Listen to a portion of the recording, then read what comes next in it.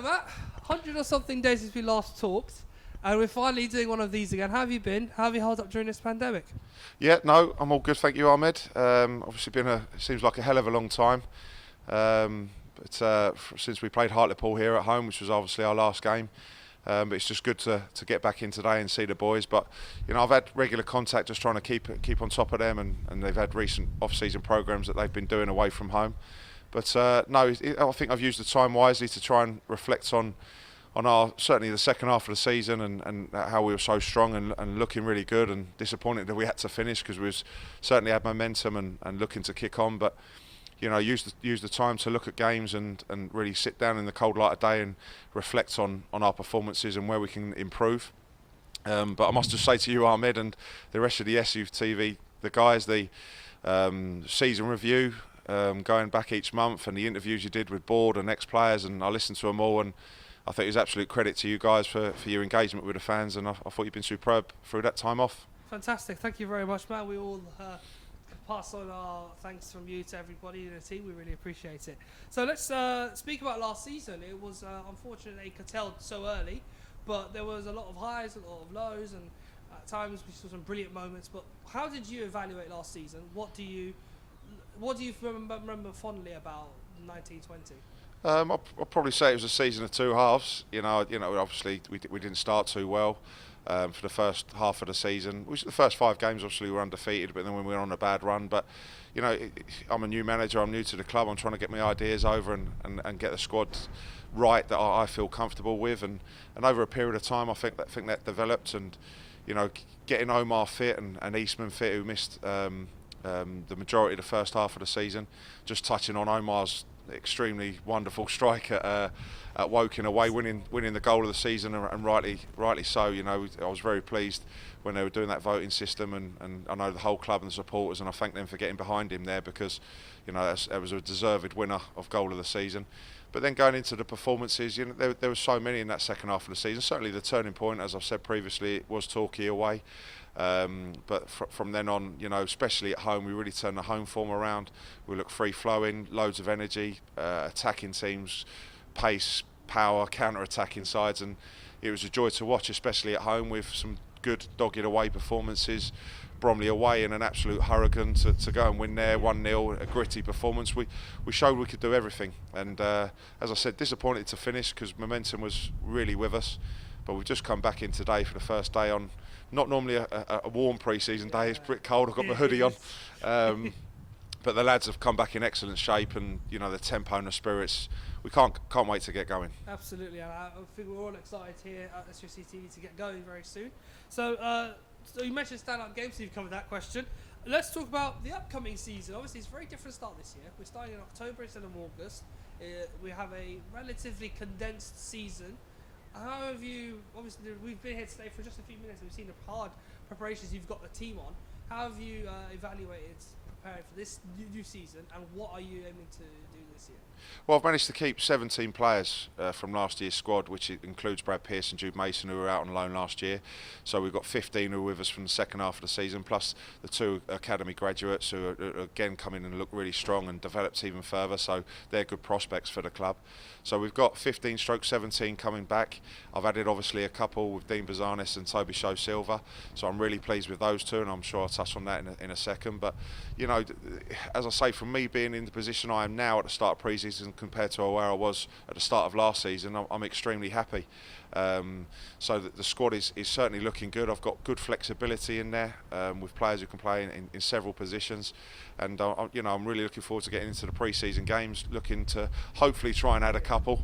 Hence why I've got to say the idea from the club with the United We Stand initiative, the new club initiative is I'm going to be asking Bruce for as much of that as possible. But we've got to be sensible here and where we're at, and we've got to make sure first and foremost as a football club, and what I've been so pleased with in this last year is the spirit between the board of directors, and their weekly updates have been outstanding. So the communication between the board and the fans has been superb.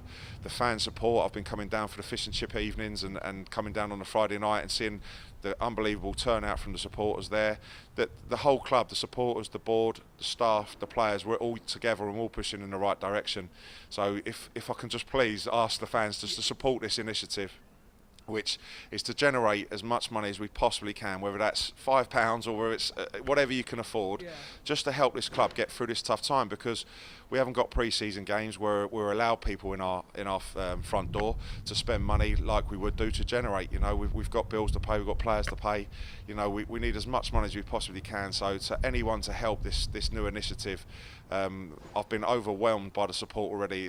We're 7 days in and the money generated is just staggering. So I thank everybody who's done it. I urge people to help us in moving forward.